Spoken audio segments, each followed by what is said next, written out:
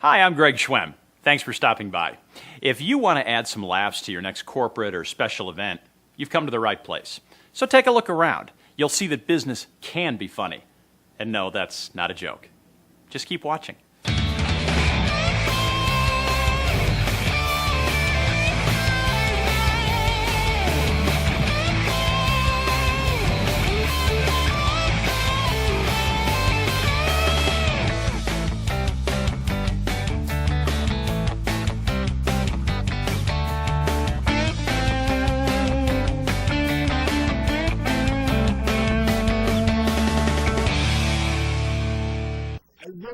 For business people like you, in business settings such as this, so I don't tell jokes per se.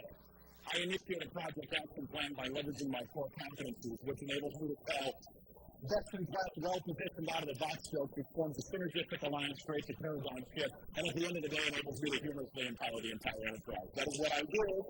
Yeah. I'm a guy who makes people laugh about business, specifically your business.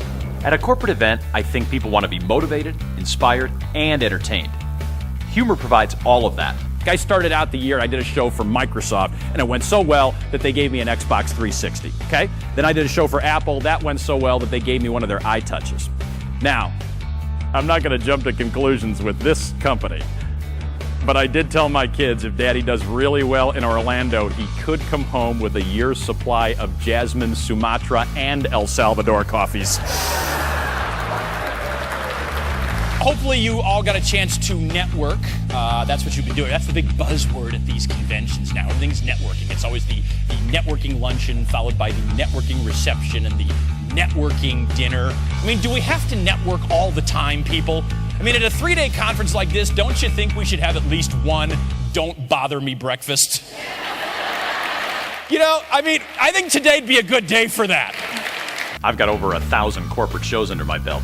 And I've always known that you can make people laugh without profanity, offensive material, or making anyone feel uncomfortable.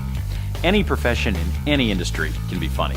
I mean, I'm not a diabetic, okay, but I'm watching this commercial for this drug that helps you manage your diabetes. And it says at the end, it says you should not take this drug if you're in the late stages of heart failure. I got news for you people. If I'm in the late stages of heart failure, you know what I'm taking for my diabetes? Chocolate cake. That's what I'm taking. You know what I think my favorite thing is about the stay at a Ritz-Carlton is the staff. Because when you stay at a Ritz, no matter what you do, the staff thinks it's amazing.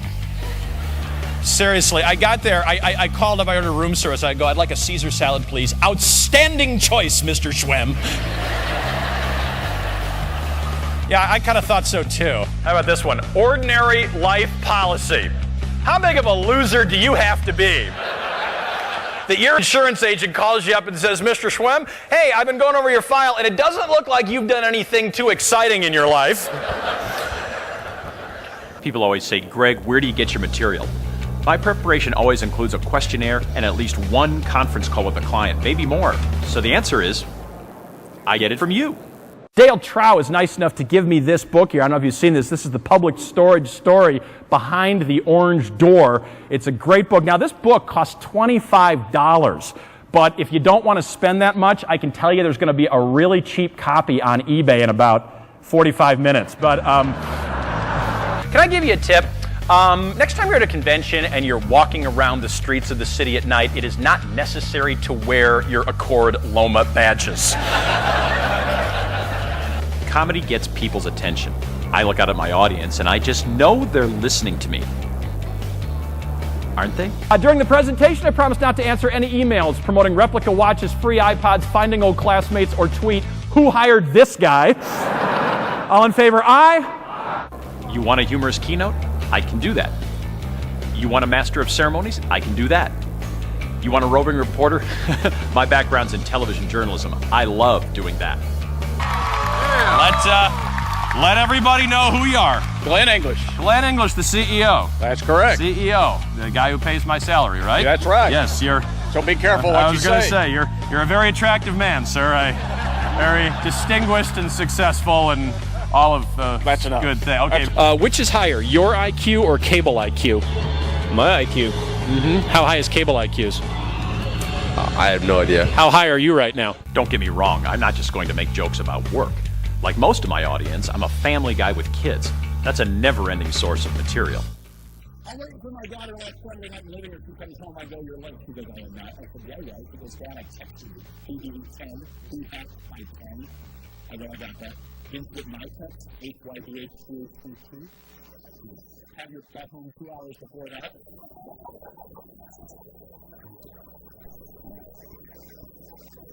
I would like to stop the show while all the parents go, okay, what was that one again? Let me just, yeah. I know it sounds biased, but I firmly believe comedy works anywhere. Who goes to a corporate event and says, gosh, I really hope we don't laugh today? If that ever happens, I'm in the wrong business.